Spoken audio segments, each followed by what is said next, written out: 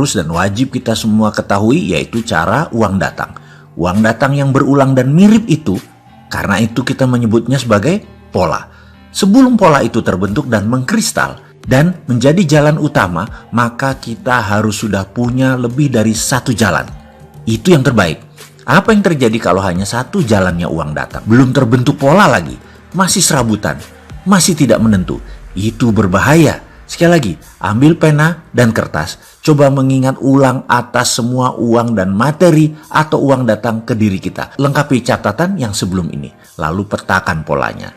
Setelah Anda mengenal pola uang datang, maka Anda bisa tahu Anda di level mana. Sekarang kita beri pelajaran baru lagi. Posisi seseorang ada dalam level prasejahtera adalah seseorang yang belum memiliki kemampuan menghidupi dirinya sendiri. Level yang lebih tinggi adalah level sejahtera, adalah mereka yang bisa menghidupi dirinya sendiri. Kemudian ada level sentosa, di mana dia sudah bisa membiayai dirinya sendiri, bisa membiayai keluarganya, bahkan sudah makmur, di mana sudah bisa menghidupi lebih dari keluarganya. Sehingga selesai pendidikannya misalnya, dan memiliki aset yang banyak. Dan terakhir, Anda berada di level yang paling tinggi, yaitu ultra kaya, di mana semua sudah sistemnya mature atau dewasa di dalam Anda menghasilkan uang atau pendapatan. Seakan-akan bahkan Anda tidak bekerja pun uang datang. Kembali ke level sejahtera, di mana level ini adalah platform terbawah dari JPS, Jaring Pengaman Sosial. Level ini adalah mereka yang berpendapatan kurang lebih 60 juta per tahunnya. Level sentosa, level yang lebih tinggi, nilai pendapatannya terendah adalah 4 kali level sejahtera atau 240 juta per tahunnya. Karena level inilah mereka bisa menghidupi dirinya dan keluarganya. Saat ini level terbanyak dalam populasi di Indonesia adalah di level ini, sejahtera dan sentosa. Mungkin 60% populasinya hidup di level ini saat ini di Indonesia. Kembali ke pola dasar, pattern uang datang. Mengenali hal ini akan memudahkan Anda melipat gandakan pendapatan Anda, atau Anda menjadi tahu sumber Anda sehingga bisa membuat jalan baru uang datang, sehingga Anda bisa memiliki multiple streaming of income. Dari sesi sebelum ini seharusnya Anda sudah tahu pola uang datang ke Anda, level kompetensi kemakmuran Anda, serta masuk sejahtera atau sentosakah posisi sahabat saat ini. Juga sudah mengenal servo kejadian yang berulang dalam hidup sahabat. Sejauh ini, kita lanjut ya. Pastinya setiap orang punya cara masing-masing untuk uang datang sejauh ini dan sesuai dengan karakter sifat alami diri sendiri. Oke, kita simpan sebuah kata kunci. Uang datang sesuai karakter sifat alami manusia. Dan kembali ke pola. Sekarang perhatikan pola uang keluar dari Anda. Untuk apa saja uang keluar tersebut? Coba perhatikan 10 tahun atau 5 tahun terakhir ini, kemana saja Anda memanfaatkan uang Anda. Dipakai apa saja uang tersebut, keluar dari dompet Anda, keluar dari deposito Anda, keluar dari tabungan Anda, keluar dari gaji Anda. List daftar semuanya. Secara harian, secara bulanan, secara tahunan, perhatikan kemana saja uang Anda keluarkan. Fokus dalam pengeluaran ini akan membuat Anda sadar apakah Anda tipe pembelanja, apakah Anda tipe Mesias, orang yang suka menolong orang, tipe selalu kurang, tipe boros nggak jelas, tipe penyakitan, tipe mengikuti mode, tipe penginvest. Dan sekali lagi, itulah Anda selama ini. Mengenal uang keluar, apalagi yang telah menjadi pola Anda, bisa terkaget-kaget karena bisa menakutkan tipe Anda tersebut. Sekali lagi, kalau negatif jangan takut. Membaliknya dan merubahnya semudah membalik telapak tangan. Semua ini science kok. Semua ini ada dalam behavioral psikologi. Dan itu bidang saya banget.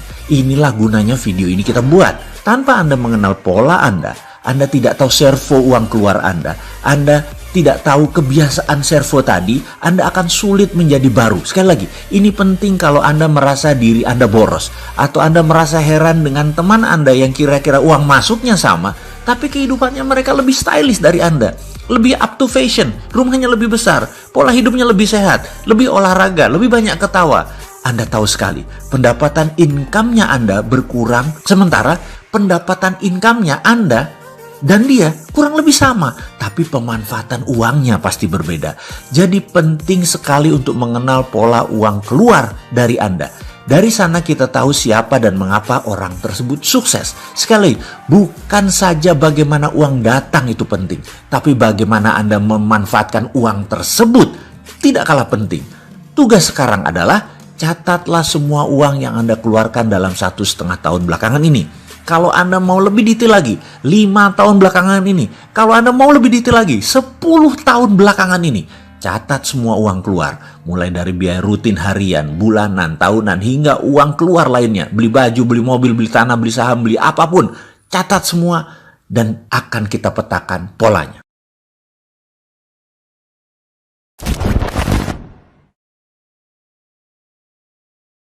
How is the money comes to you? Ini sekilas fakta tentang otak.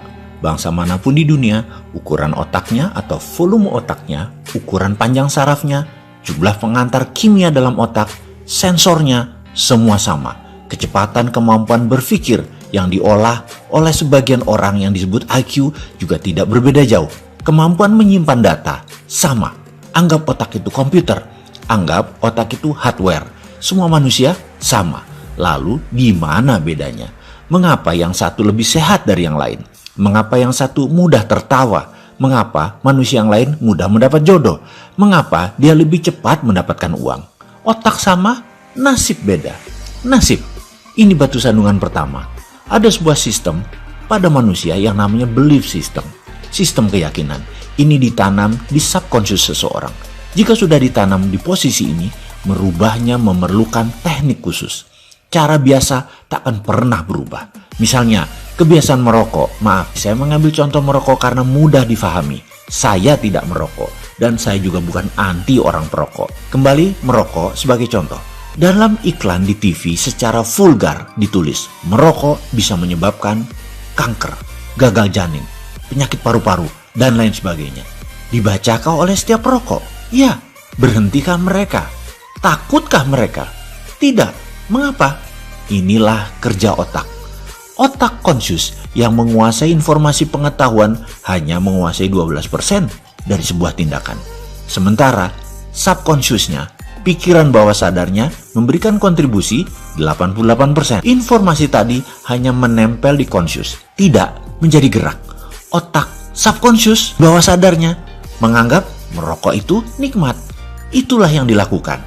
Karena 88% yang mengendalikan. Kita kembali ke prosperity conscious, kesadaran kemakmuran, IQ kaya, tulang kaya, balung sugi, apapun itu. Bagi Mind Master, ini adalah software kaya yang mereka miliki. Kesadaran kaya adalah software.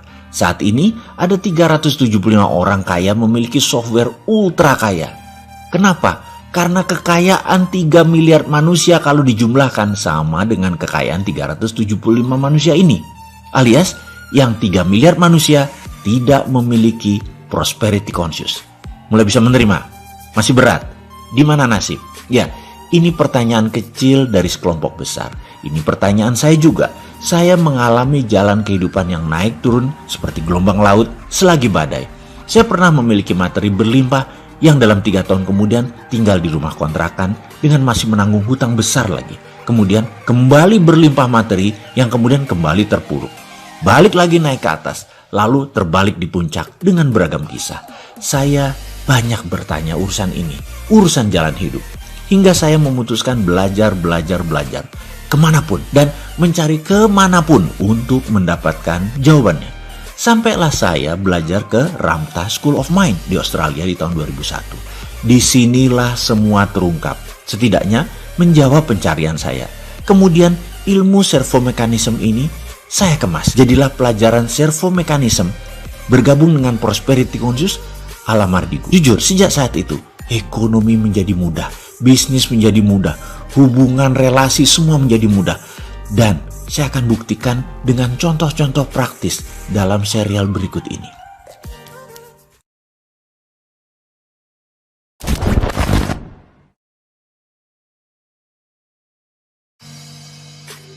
Di Ramtha School of Mind, hari pertama ada 110 murid hadir. Dari 10 negara, ada India, Australia, Filipina, Malaysia, Kamboja, Hong Kong, Jepang, Amerika, Inggris, dan terakhir dari Iran. Saya satu-satunya dari Indonesia. Hari pertama perkenalan, masing-masing cerita jalan hidup mereka, masing-masing sharing, berbagi, sedetail dan serinci mungkin. Wah, seperti nonton film drama. Kalah drama Korea, kalah cerita India. Ceritanya seram-seram, menegangkan, taruhan nyawa yang hilang, dan anggota keluarga yang meninggal terbunuh. Hal itu menjadi biasa. Parah semua kondisinya. Ada yang usianya 55 tahun selama 40 tahun bekerja hanya untuk membayar hutang. Ada yang bangkrut berhutang dengan geng mafia. Ada yang dikejar-kejar triad dan dibunuh keluarganya. Ada yang ditipu habis-habisan oleh keluarganya sendiri. Pokoknya sulit dibayangkan cerita jalan hidupnya mereka. Bahkan 100 kali mendengar cerita masing-masing, 100 kali saya menangis. Saya tentu tidak boleh menceritakan rincian cerita mereka karena ini menjadi rahasia di antara kami. Di mana kami seakan sudah menjadi saudara sependeritaan. Common sorrow. Jalan hidup saya jika mendengar cerita mereka menjadi tidak sebanding. Tidak ada apa-apanya. Hari berikutnya sang instruktur menceritakan jalan hidup mereka. Sama saja awalnya kusut semua. Mereka berlima, masih muda. Yang paling tua umurnya 35 tahun. Namun rekening mereka paling sedikit adalah 6 juta Aussie dollar. Cabut, itu ucapan saya dalam hati berkali-kali. Pelajaran ini adalah pelajaran yang fair dan adil. Kenapa? Kami dilihatkan ATM mereka. Mereka tidak berdusta. Kenapa ya saya sebut ini adil? Karena instrukturnya yang 5 orang ini semuanya milioner. Jadi mengajarkan kekayaan dan kemakmuran diajarkan oleh orang yang milioner itu menjadi fair dilihatnya. Mereka tidak berdusta. Mereka tidak berdusta. Diperlihatkan keesokan harinya bagaimana uang itu ada bersama mereka, datang kepada mereka. Mulai melek mata saya. Mulai lompatan-lompatan kecil liar di otak saya berjalan. Gitu ya berkali-kali. Hari berikutnya pelajaran dimulai. Formasi setengah lingkaran tanpa meja. Pelajaran trespassing namanya. Teritori ego kami akan diterabas, akan di-cross, akan dilewati. Siap-siap marah, siap-siap tertusuk hati kami, siap-siap tersinggung. Kami peserta diberi pertanyaan, how is the money comes to you? Bagaimana uang datang ke Anda? Seluruh peserta mendapat giliran. Kalau disamaratakan, semua menjawab hampir sama, yaitu dengan bekerja. Sekali lagi, jika ditanya, how is the money comes to you? Maka rata-rata menjawab dengan bekerja. Pertanyaan berikutnya oleh instruktur, kalau Anda tidak ada uang, apa yang Anda lakukan? Seluruh peserta berbicara bergantian. Kesimpulan, mencari kerjaan. Karena dengan bekerja, kita mendapat uang. Pertanyaan berikutnya, kalau Anda bekerja, apa yang Anda peroleh? Seluruh peserta menjawab, uang. Pertanyaan berikutnya, jadi begitulah cara kerja otak Anda.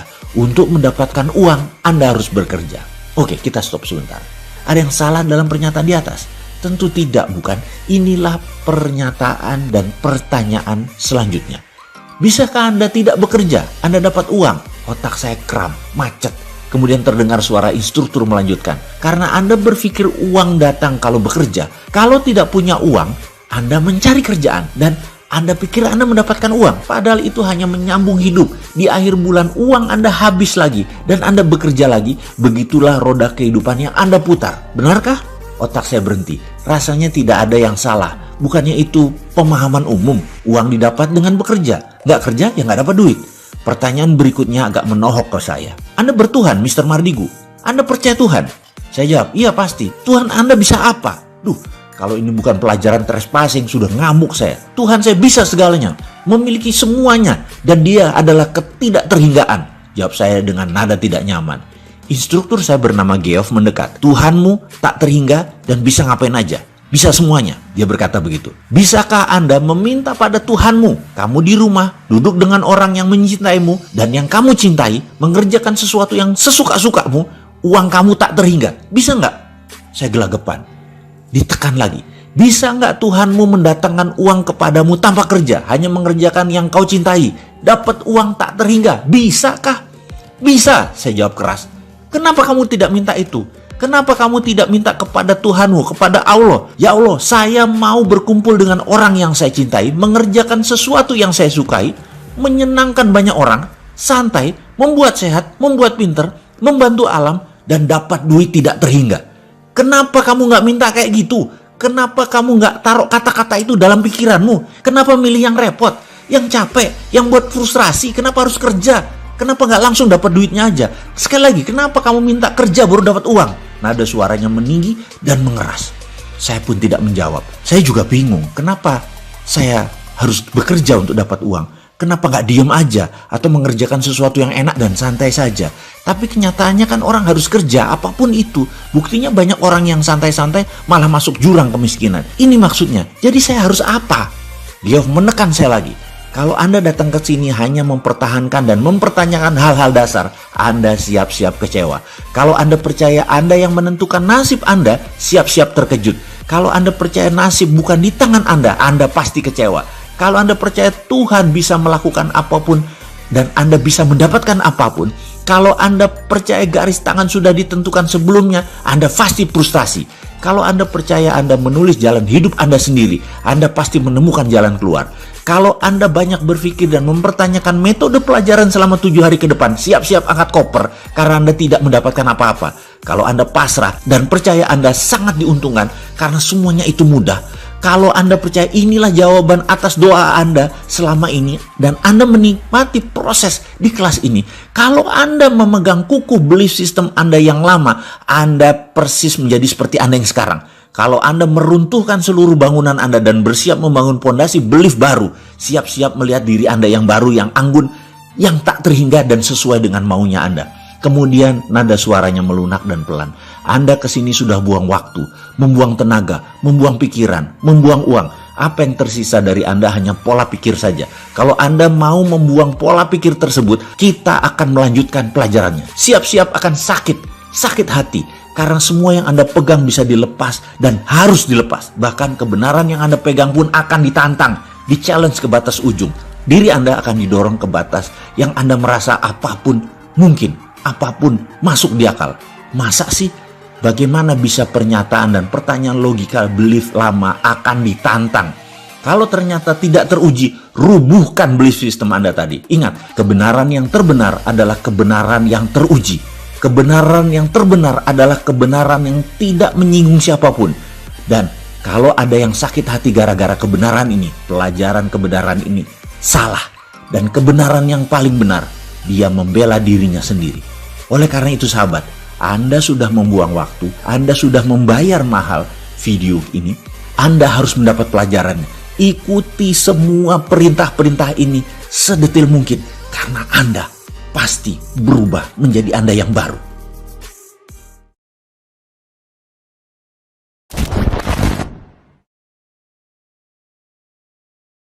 Sepulangnya dari belajar, jujur, 3 bulan setelah kembali, saya belum mulai mempraktekkan apapun.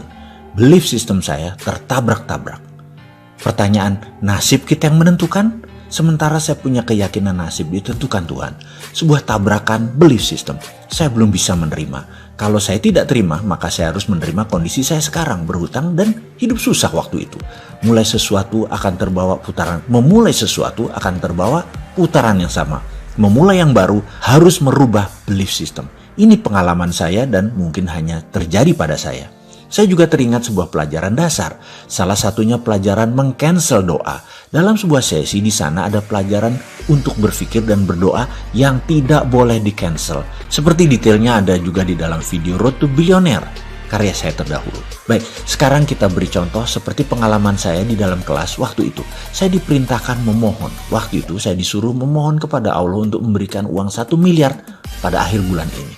Saya manut, saya berkata, "Ya Allah, saya meminta uang 1 miliar di rekening saya pada akhir bulan ini." Lidah saya mengucap, hati kecil saya berkata, "Mungkinkah?" Dan perkataan di hati kecil tersebut, di pelajaran tersebut, saya peroleh artinya meng-cancel doa. Hal itu membatalkan doa. Kita tidak boleh mempertanyakan doa yang kita buat sendiri, karena itu artinya meng-cancel. Dalam membuat permohonan, sekali lagi, kita tidak boleh cancel. Percaya utuh. Setiap keraguan harus dipanjatkan lagi permohonannya. Ulangi lagi, karena permohonannya kita cancel sendiri. Ribuan kali saya coba, ribuan kali saya cancel. Belief system saya belum terima. Masa sih? Kok gitu doang? Emang bisa? Dari mana caranya? Dari mana uang datang ke saya? Bagaimana uang 1 miliar itu bisa datang? Walaupun saya berkata, "Ya Allah, berikan uang 1 miliar itu di akhir bulan ini." Tapi tetap di hati kecil ada hal-hal yang menyeletuk tadi. Sekali lagi sekedar mengulang saja, mengingatkan informasi bahwa di tahun 2001, saya bekerja untuk menutupi biaya hidup dan sebagian cicilan hutang. Posisi saya sebagai Direktur Business Advisor dari sebuah investment banking bernama PT Rifan, sekarang namanya PT Rekapital, milik seseorang yang posisinya tinggi saat ini, yaitu Bapak Rosan Roslani dan Bapak Sandiaga Uno.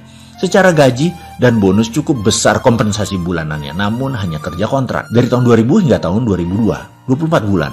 Kontrak akan berakhir 9 bulan lagi dari masa saya pulang dari Australia tersebut. Suatu pagi, Saya ingat waktu itu, saya meminta anak saya nomor 2, namanya Fatur, yang masih berusia 4 atau 5 tahun. Saya berkata, "Mas Fatur, tolong dong ayah diambilkan sepatunya yang hitam," kata saya. Fatur diam saja.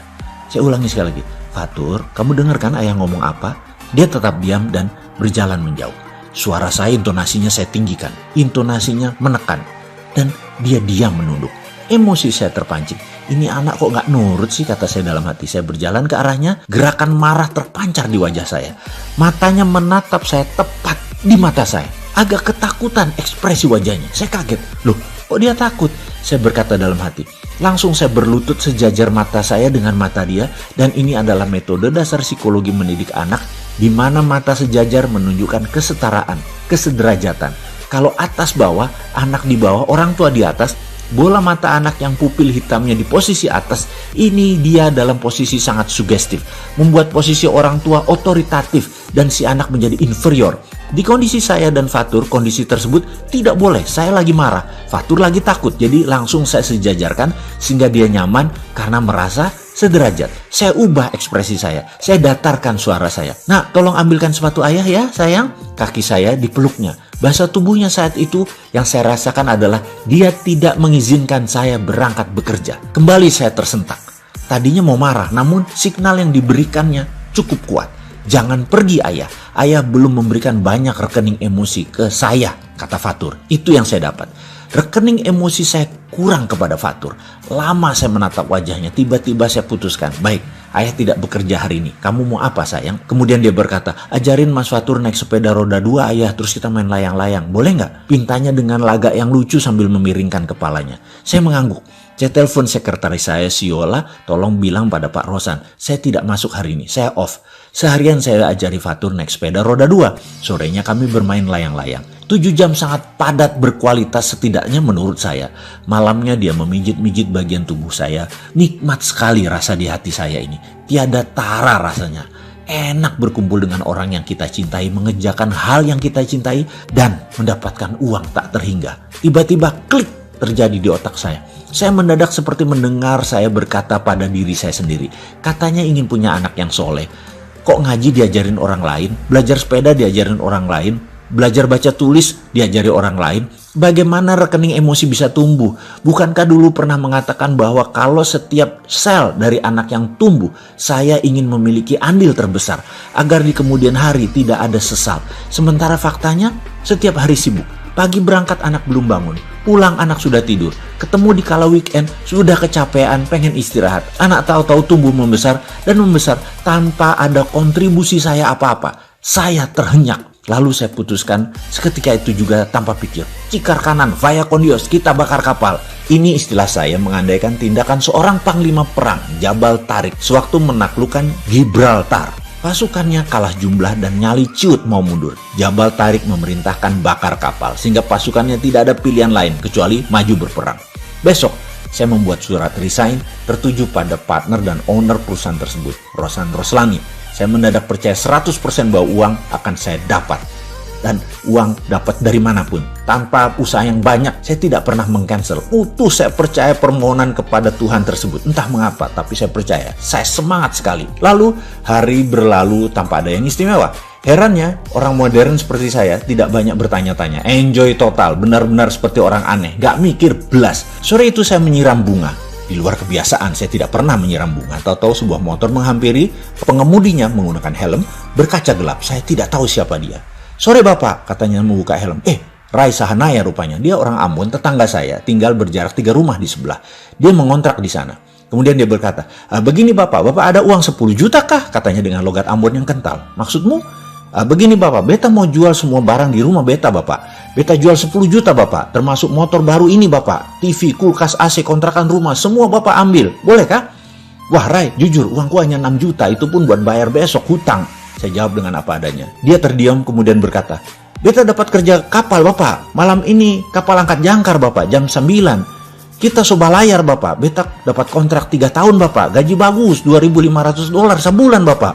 Beta harus cepat-cepat balik ke pelabuhan Bapak." Lalu dia terlihat berpikir sebentar dan berkata, "Baiklah Bapak, beta kasih Bapak semua.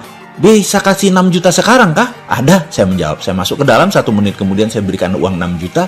Dia senang sekali. Giginya yang putih berkilat tak pernah hilang dari bibirnya. Ray menandatangani tanda terima, 3 lembar kwitansi kosong untuk motor dan kunci kontrakan. Bawa koper berangkat pakai ojek.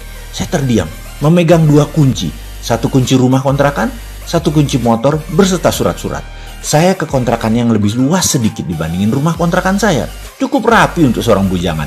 Barang-barang terawat. Keesokan harinya saya jual semuanya kecuali motor. Karena saya butuh pengganti Honda Tiger yang saya jual buat ongkos saya ke Australia waktu itu.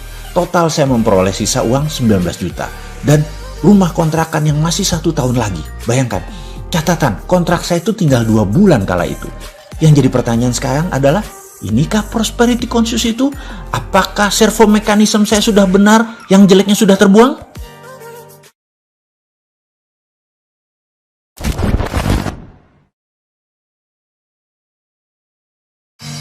Glory from the past. Di sesi video ini, tugas semakin berat karena kita akan melakukan hal yang sangat penting. Sahabat, sekedar mengingatkan, tidak ada yang datang ke kita kecuali kita yang menghendakinya. Tiada sesuatu pun yang datang ke kita kecuali kita yang menginginkannya. Semua kesialan dan keberuntungan kita yang menariknya. Hidup kita ini ada antena yang menarik apa yang mirip, menarik apa yang sangat diinginkan. Didambakan benar-benar ingin, sepenuh hati, dari hati terdalam dan diulang-ulang. Sehingga tubuh kita terinduksi dengan impian kita, terobsesi dengan niat kita, terobsesi dengan cita-cita kita. Sehingga kehadiran video narasi ini bukan hal yang tidak sengaja. Ini jangan-jangan adalah jawaban yang Anda cari selama ini. Ketika hal ini hadir di hadapan Anda, maka saya selaku pribadi yang menginstal keilmuan servo mekanisme ini sangat serius memenuhi semua yang Anda butuhkan dengan memberikan pelajaran sepenuh hati. Tentunya sahabat tidak akan menyia-nyiakannya dengan tidak mengerjakan tugas di dalam video narasi ini. Semua tugas ini adalah bagian dari terapeutik atau terapi untuk mengubah segala hal yang buruk, servo buruk, agar polanya di-break. Tak terkecuali sesi kali ini yang disebut dalam Glory from the Past. Dari setiap sahabat ada banyak hal kesuksesan dari sekarang hingga Anda bayi, baru lahir dulu. Tugas kali ini berat karena sahabat diminta menulis semua Glory from the Past tersebut. Catatlah seluruh kemenangan-kemenangan di masa lalu. Catatlah seluruh kesuksesan-kesuksesan di masa lalu. Kebahagiaan-kebahagiaan di masa lalu. Keberhasilan, prestasi, apapun itu yang positif. Pertama kali jatuh cinta misalnya. Pertama kali mendapatkan uang gajian. Pertama kali mendapatkan 1 miliar. Juara azan. Mendapatkan beasiswa. Beli mobil atau motor impian. Apapun yang sahabat anggap itu sebagai sebuah kemenangan, tulislah. Sesi ini adalah sesi di mana kita semua ditanya segala yang hadir ke hidup Anda sejak kecil hingga saat ini. Sudahkah Anda mengenalnya? Dan sekali lagi, hal ini penting. Sudahkah Anda mensyukurinya? Ini adalah sebenarnya kami menguji kalau Anda mengingatnya, lalu Anda bangga dan Anda bersyukur. Sesungguhnya Anda pantas mendapatkan yang sama, bahkan lebih baik lagi di masa yang akan datang. Namun percaya saya, kalau Anda tidak bisa merinci masa kemenangan-kemenangan Anda tadi, tidak bisa banyak atau hanya beberapa, mohon maaf, apa kira-kira Anda layak mendapatkan sesuatu yang lebih besar, lebih baik, lebih maju di masa depan? Di mana yang lalu Anda saja tidak ingat, tidak syukuri, tidak benar-benar merasakan nikmat kepada Allah yang telah memberikannya. Apa kira-kira Anda pantas ke depan mendapatkan lebih besar lagi? Pantaskah? Percaya saya, dari ribuan orang yang telah melakukan hal ini, mencatat Glory from the Past, semakin rinci ke depannya, orang itu memang pantas mendapatkan yang lebih baik, yang lebih dahsyat. Setiap menuliskan kemenangan masa lalu, kesuksesan masa lalu, prestasi masa lalu, ucapkan syukur yang ikhlas kepada Allah Sang Pencipta. Percaya saya, Anda akan mengerjakannya dengan menetes air mata dan itu akan menjadikan pengalaman yang luar biasa. Manfaatkan waktu untuk mengisi daftar kemenangan masa lalu Anda. Ini wujud syukur Anda. Ini wujud berserah diri dan kesadaran akan semua yang hadir karena memang Anda yang mengaturnya. Yaitu Anda sendiri yang Anda syukuri agar pantas mendapatkan semua di depan lebih baik dan terbaik. Sekarang ambil kertas, Selamat mengisi tugas tersebut dan tulis di atas kertas tersebut kemenangan masa lalu, glory from the past, dengan menyelipkan kata-kata, terima kasih Tuhan, terima kasih Allah atas ... Selamat mengisi.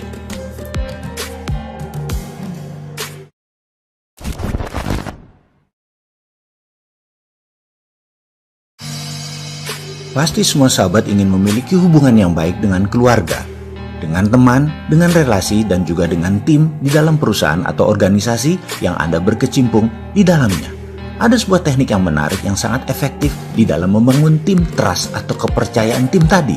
Teknik ini juga sangat baik untuk membuang servo negatif atas kebiasaan buruk yang Anda miliki. Pelajaran dasar pemahamannya begini, otak manusia itu sangat dahsyat. Apapun yang kita ciptakan bisa kita tambahkan atau kita hilangkan. Misalnya ada seseorang yang takut dengan kecoa. Mendengar kecoa disebut saja sudah merinding, jijik. Hal itu karena memang tercipta oleh pengalaman hidupnya. Entah di rumah dulu waktu dia kecil, orang-orangnya pada lebay. Kalau ada kecoa teriak-teriak ketakutan sehingga orang itu pun menjadi ketakutan atau ketularan takut. Lalu pernah ketika jalan menuju dapur, tangannya kejatuhan kecoa yang membuat gelas di tangannya jatuh. Perasaan jijik, sebel, terus ditambah lagi dimarahi oleh orang tuanya yang galak. Lengkap itu database akan ketakutan terjadi dalam dirinya. Ketika dewasa, mendengar kata kecoa saja sudah menimbulkan ketakutan dan rasa jijik yang amat sangat. Lalu ada teknik penyembuhannya. Bagaimana? Sederhana, hanya dengan kekuatan pikiran, kekuatan perasaan, dan belief system percaya. Hal ini bisa disembuhkan. Dia, teman kita tadi yang trauma tadi dengan kecoa, dibayangkan di tangannya, hadirkan melalui imajinasinya, ada bola kristal di tangan. Hanya dalam imajinasinya ada bola kristal bening di tangan. Lalu perintahkan ke dia, hadirkan bayangan TV di dalam bola kristal tadi. Dan setelah dia membayangkan TV di dalam bola kristal tersebut, lalu kita katakan, hadirkan bayangan kecoa ada di acara TV tersebut, di dalam bola kristal tersebut. Di awalnya dia mungkin agak jijik atau agak takut, tetapi ingat, ada dua lapis yang melindungi dirinya dari kecoa tadi dalam bayangannya. Satu, itu di TV. Dua, TV-nya ada dalam bola kristal. Lalu beri dia ilustrasi bayangan bahwa bola kristal tadi ada kabut warna hitam yang menutupi pemandangan dirinya ke kecoa tadi, dan kemudian timbulkan perasaan superior bahwa dialah pengendali bola tadi. Dia bunuh dengan kabut hitam kecoa tadi, dan dalam hitungan 3, 1, 2, 3, bola kristal tadi perintahkan ke dirinya, buang sejauh-jauhnya. Percaya saya, bawa kecoa plastik, dekati dia. Saat itu dia akan merasa tidak terlalu jijik lagi atau traumanya terhadap kecoa hilang. Setidaknya 50-90% berdasarkan pengalaman akan hilang traumanya atau sembuh. Oke, kita bukan mau mendetailkan teknik ini, tapi kita ingin bagaimana servo kita yang jelek hilang dan tim kita menjadi kompak. Biasanya dalam organisasi saya, kita akan melakukan projected imaginary tadi bersama-sama. Katakan kantor kami yang di Jakarta, kami menyewa villa di puncak yang bisa buat tinggal 25 staf tim kami. Yang mana acaranya nanti sederhana. Kita hanya makan malam, lalu menyalakan api unggun. Ketika api unggun lagi disiapkan, semua peserta wajib menulis di sebuah kertas akan masalah dalam dirinya yang akan dibuang. Kertas ini nanti akan digulung-gulung, digenggam, lalu dibuang ke dalam api unggun. Ketika api membesar, setiap orang maju satu persatu bergiliran dan menceritakan apa masalah dirinya yang mau dia buang selama 1 menit. Semua yang sisanya hadir mendengarkan dengan seksama, tidak ada suara, hanya yang maju ke depan yang berbicara. Iringi dengan musik instrumentalia untuk memberi kesan syahdu. Apa yang terjadi? Anda bisa menitikkan air mata di beberapa teman yang bercerita tadi. Karena memang setiap luka punya cerita. Dan di sini kita akan mengenal sisi dalam dari sahabat kita tadi. Lalu dia akan membuang bola kertas tadi. Dia membuang satu masalah besar dalam dirinya. Acara ini bisa 2-3 jaman. Dan pasti sehabis acara ini, sharingnya dahsyat. Sehingga setelah acara gathering di puncak tadi, kita jadi mengerti satu dengan yang lain. Mengerti beban masalah dalam diri seseorang dan menjadi saling bantu karena tahu apa yang satu sama lain impikan. Suasana tadi hanya bagian dari pelepasan servo mekanisme negatif seseorang atau kelompok. Sahabat semua, saya sangat sarankan Anda lakukan hal ini dalam organisasi Anda, dalam keluarga besar Anda. Setelah itu, itulah Anda yang baru, itulah tim Anda yang baru, dan itulah keluarga Anda yang baru, yang penuh semangat dan penuh cinta. Pasti produktif ke depannya.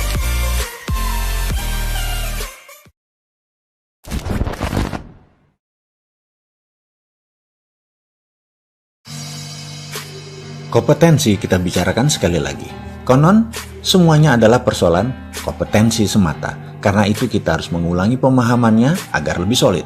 Apapun yang kita dapatkan dalam hidup ini, nyaris merupakan ekspresi dari kompetensi kita. Dengan kata lain, kompetensi adalah tingkat operasional dari kebiasaan dan kompetensi tersebut adalah memicu automatic guidance system, yaitu servo mekanisme untuk bekerja melalui proses koreksi terus-menerus yang dikenal sekali lagi dengan istilah servo mekanisme. Sebenarnya ada tingkatan yang lebih tinggi dari kompetensi, yaitu belief, yang kita akan bahas di lain kesempatan. Tetapi secara populer, boleh kita hanya menggunakan istilah kompetensi yang lebih terkait dengan skill dan lebih akrab pula dengan kehidupan sehari-hari. Tetapi di sini kita akan perluas pemaknaannya. Semuanya adalah soal kompetensi. Jika kita sangat sering mengalami keberuntungan, maka boleh dikatakan kita memiliki kompetensi yang tinggi dalam persoalan peruntungan. Jika kita selalu sial dalam segenap hal, maka mungkin kita menjadi maestro di bidang ini, alias memiliki kompetensi sial yang sangat luar biasa. Jika kita sangat mudah memperoleh teman, maka pastilah karena kompetensi kita, urusan mencari teman sudah mencapai tingkat yang tertinggi. Jika berkelimpahan selalu menyertai kita di setiap langkah, maka menandakan bahwa kompetensi berkelimpahan kita tentu sangat baik. Mari kita introspeksi sejenak. Adakah hal-hal yang telah menjadi pola yang sangat rapi dalam kehidupan kita? Selalu terjadi dan terjadi, bahkan sebelum terjadi, kita sering meramalkan untuk terjadi dan akhirnya benar terjadi. Inilah bentuk kompetensi kita. Soal kompetensi baik atau buruk adalah hal yang berbeda. Sekali lagi, semua adalah soal kompetensi. Tingkat pembelajaran manusia, mulai dari yang terendah sampai dengan tingkat kompeten, secara sederhana dibagi menjadi 4 tahapan, yaitu 1. Unconscious incompetence, 2. Conscious incompetence, 3. Conscious competence, dan terakhir unconscious competence. Kita ambil contoh sekali lagi, olahraga. Ketika benar-benar belum memahami apa manfaat dari olahraga, maka dapat dikatakan kita dalam tahapan unconscious incompetence. Ketika telah memahami manfaat dari olahraga, tapi kita tidak bergerak sedikit pun untuk melakukannya, kita dinamakan dalam tahapan conscious, tapi incompetence. Dan ketika memahami manfaat olahraga, dan kita mencoba untuk melakukannya dengan susah payah, perlu usaha fisik dan mental yang sangat besar, seringkali terhenti untuk kemudian mulai dari nol kembali. Ini menandakan kita sudah mencapai tahapan ketiga, yaitu conscious competence.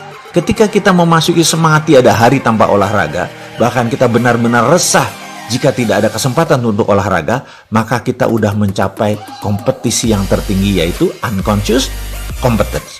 Jadi, sekali lagi, tunggu apa lagi? Jika semuanya ternyata hanya masalah persoalan unconscious competence semata, mari kita buat keyakinan untuk hidup sehat sebagai unconscious competence. Mari kita buat keyakinan untuk hidup berkelimpahan menjadi unconscious competence. Mari kita buat keyakinan untuk hidup bergelimang cinta kasih menjadi unconscious competence. Mari kita membuat semua yang memperdayakan hidup kita agar terinstall menjadi sesuatu yang unconscious competence, bahkan lebih tinggi lagi menjadi belief system. Tugas Anda sahabat kali ini adalah bayangkan diri Anda 5 tahun dari sekarang, apa yang akan Anda capai. Lalu 10 tahun dari sekarang, apa yang Anda akan capai. Hingga 20 tahun dari sekarang, apa yang Anda capai. Ambil sejenak waktu untuk hal ini. Ambil kertas yang besar, sebesar koran kalau perlu, A0. Lalu gunting gambar-gambar yang Anda ingin capai dalam 5 tahun dari sekarang, dalam 10 tahun dari sekarang, hingga 20 tahun dari sekarang. Pecah 5 bagian. 1. Untuk keluarga, 2. Untuk kesehatan, 3. Untuk kemakmuran, 4. Untuk sosial, 5. Untuk spiritual. Cari gambar, tempel di 5 bagian tadi, dan jadikan ini adalah dream book Anda 5 tahun, 10 tahun, 20 tahun dari sekarang.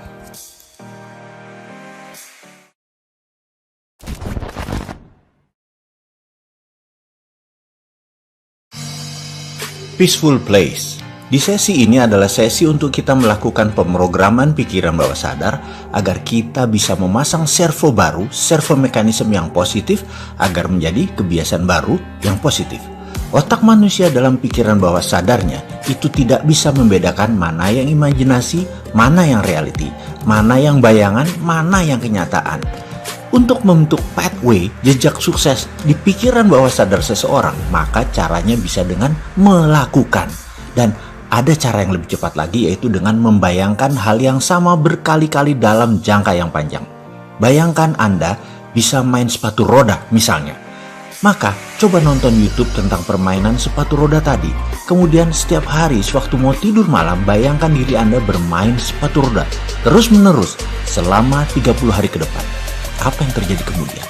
Jalan hidup Anda tahu-tahu ke arah dunia persepatu rodaan. Anda ke Senayan sore-sore di GBK, tahu-tahu Anda melihat orang bermain sepatu roda. Tahu-tahu orang itu menyapa Anda. Tahu-tahu orang itu mengajak Anda bermain sepatu roda. Ajaib kan? Sekarang kita coba dengan bayangan lain. Anda bayangkan Anda punya mobil BMW X3 warna biru. Terus setiap malam Anda bayangkan BMW X3 warna biru tadi milik Anda tadi. Terus dibayangkan sepanjang malam sebelum tidur, selagi ngayal-ngayalnya Anda, selagi ingin tidur. Percaya saya, 30 hari kemudian Anda setiap jalan di jalan raya, mata Anda akan mencari mobil BMW X3. Dan ajaib, Anda nemu aja mobil warna biru BMW X3 tadi. Walaupun mobil itu sedikit, mata Anda bisa menemukannya. Sekarang, coba Anda ingat-ingat ketika Anda ingin membeli mobil Innova warna putih. Tahu-tahu mata Anda dimanapun akan nemu aja. Tuh Innova warna putih, keren kan? Tuh lagi ada yang pakai velg racing. Bagus ya? Terus aja mata Anda terseleksi melihat mobil tersebut dan tidak lama kemudian Anda memiliki mobil itu. Sekarang kita mau lakukan dengan sengaja agar servo kemakmuran terjadi pada diri Anda. Pertama, temukan peaceful place Anda dalam bayangan Anda. Apa itu peaceful place? Peaceful place adalah tempat di mana Anda merasa damai. Bisa kamar Anda, bisa masjid, bisa sajadah, bisa tempat ibadah, bisa pantai, bisa gunung. Apapun temukan tempat yang ketika Anda di sana, Anda merasa damai. Lalu dalam bayangan Anda berada di sana, lagi santai, lagi duduk, bisa rebahan, apapun yang membuat Anda merasa rileks, merasa santai. Lalu beri bayangan apa yang Anda inginkan.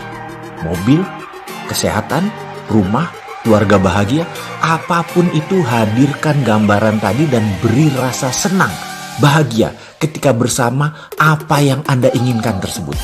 Lakukan hal ini setiap malam dan pastikan beri rasa sudah memiliki, rasa bersyukur, dan rasa bahagia.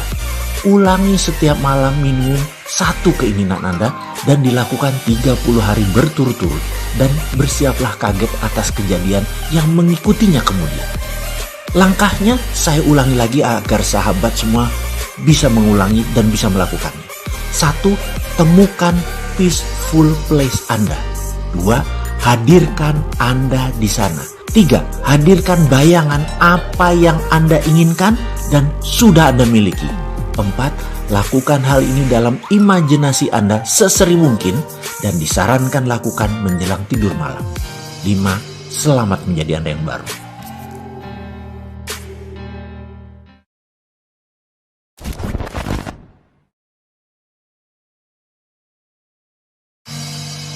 Kenalan dengan siapa saja kalau berkumpul. Ada kebiasaan aneh saya yang lama saya kerjakan dan masih saya kerjakan tanpa sadar. Mungkin sudah masuk unconscious competence. Kalau kata Pameo, sesuatu yang diulang-ulang akan menjadi kebiasaan. Dan kebiasaan kita tersebut jalan hidup sejarah diri kita. Kalau jalan hidup itu atau kebiasaan itu mengakibatkan hal yang buruk, namun sudah jadi kebiasaan, harus diubah dengan teknik breaking pattern. Kita sudah tahu di pelajaran sebelum ini apa itu breaking pattern. Namun kali ini kita bukan mau membicarakan hal yang buruk pada kebiasaan saya. Walaupun banyak banget kebiasaan buruk dan harus saya rubah dan saya ubah pelan-pelan. Itulah saya yang baru dan terus saja saya belajar. Seperti Anda sahabat semua. Tetapi ada kebiasaan yang masuk bawah sadar saya yang paling dalam karena itu sudah masuk dalam unconscious competence saya. Apa itu? Yaitu kebiasaan mengumpulkan kenalan baru. Saya ini setiap minggu ada 5-7 orang kenalan baru hingga saat ini. Dari waktu yang lama, mungkin udah 35 tahun. Hal ini mungkin kebiasaan saya, sekali lagi, sudah lama. Karena itu, di pojok kiri meja kerja saya yang tua tersebut ada tumpukan kartu nama banyak. Karena dulu, ya sampai sekarang sih, orang selalu bagian kartu nama. Hari ini saya menyempatkan merapikan kartu nama tersebut dan mengecek nomor kontak di HP saya. 2 HP saya nomor teleponnya ternyata masing-masing lebih dari 4.000 nomor. Dan ada lebih dari 20 grup WA dalam masing-masing handphone tersebut. Saya bukan orang yang rajin membalas WA atau ikut nimbrung di grup. Tapi kalau personal japri saya sempatkan membalasnya. Saya teringat di awal membangun karir saya. Saya bertanya pada mentor saya yang kebetulan mitra bisnis saya yang kebetulan juga orang Bali terkaya. Dia juga merupakan babe saya setelah ayah saya almarhum. Dia menasihati saya bahwa sebagai orang kampung perantauan ke Jakarta, maka memiliki teman yang banyak adalah aset yang tak ternilai. Dan dia buktikan dengan perjalanan hidupnya. Di mana saja kalau kami berjalan rasanya ada aja orang yang menyalami dirinya. Kenalan. Bukan seperti selebriti yang hanya satu pihak kenalnya, selebritinya nggak kenal. Dan ini dua belah pihak, mereka saling kenal. Saya impress sekali, saya terkesan sekali. Sejak saat itu di pertengahan tahun 90-an saya komit berjanji pada diri saya. Harus punya kenalan banyak. Kebiasaan tersebut saya lakukan, setiap hari mungkin 1. Efeknya sampai hari ini saya merasakan manfaatnya. Misalnya petinggi lembaga keuangan mungkin ada lebih 30 kenalan saya saat ini adalah direksi-direksi dari lembaga keuangan yang terkenal. Dan kenalannya dengan mereka lebih dari 10 tahun yang lalu. Sehingga staf saya suatu hari komentar, "Bapak kenalannya banyak bener sih, asal ketemu orang."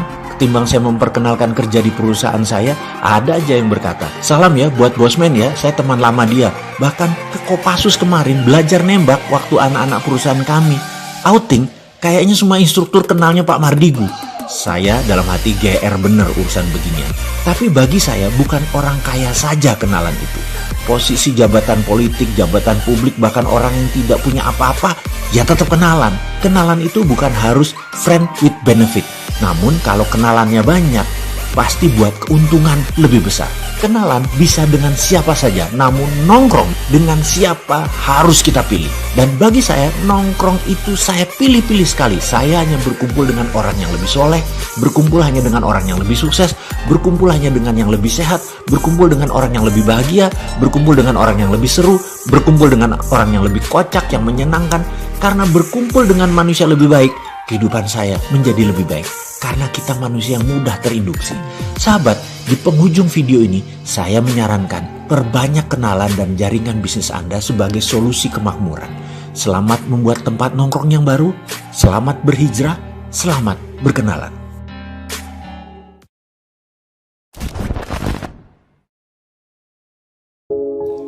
Projected Imaginary sekali lagi. Selagi kami diskusi di sebuah lounge di jalan Walter Monginsidi di kafe langganan kami, maka saya memandang seseorang yang tak asing bagi saya. Teman kuliah saya, junior saya di kampus, yang ketika saya sambangi duduknya yang sendirian dia berkata, "Mas, dari tadi saya sudah melihat Mas Mardigu, tapi wajah galaknya lagi muncul dan serius saya sudah melipir dulu deh. Lebih baik saya diam di sini." Saya hanya tersenyum karena dia tahu sekali kalau saya agak galak itu pasti ada sesuatu yang saya sangat ingin selesaikan.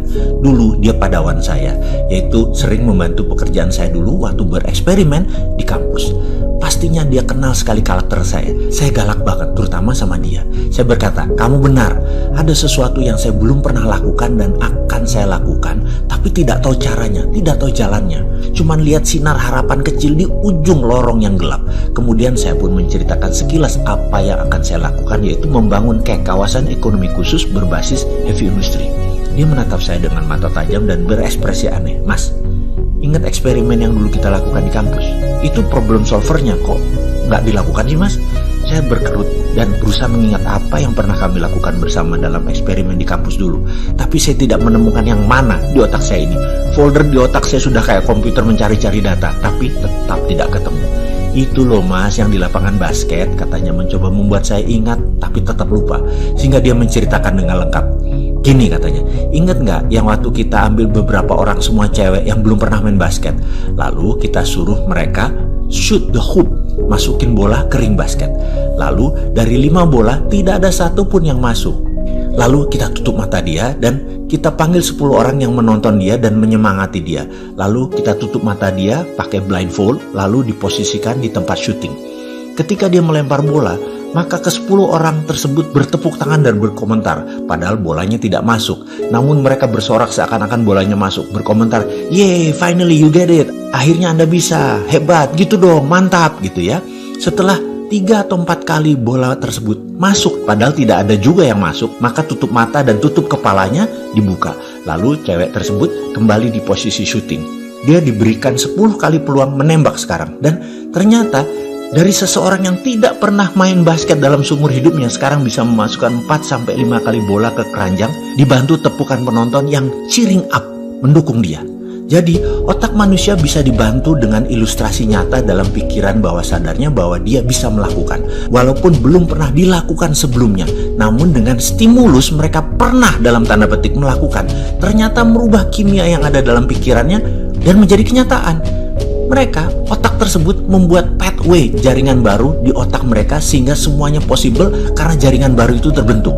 Apa yang Mas akan lakukan adalah persis seperti gadis eksperimen basket kita dulu. Sekarang saran saya, cari kelompok orang yang pasti mensupport Mas Mardigu. Share pada mereka bisnis Mas ke depan.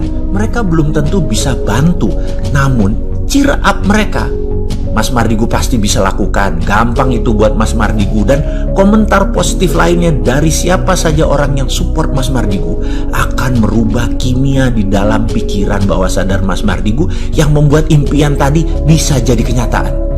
Saya pun mengangguk-angguk setuju. Diam dan saya lakukan keesokan harinya. Saya kumpulkan dan saya ceritakan kepada teman-teman, sahabat, saudara saya, keluarga saya, apa yang akan saya lakukan, dan saya mendapatkan dukungan tersebut. Kamu bisa, dan kamu bisa. Kejadian itu tahun 2018. Dan saat ini ternyata mendekati kenyataan. Sahabat, inilah ujung video naratif servo mechanism. Sangat disarankan ke depan Anda pilih siapa teman Anda berkumpul. Pastikan yang membuat diri Anda menjadi orang yang lebih baik, menjadi naik nilainya, menjadi lebih sehat, lebih makmur, dan pastikan Anda melakukan hal yang sama ke mereka.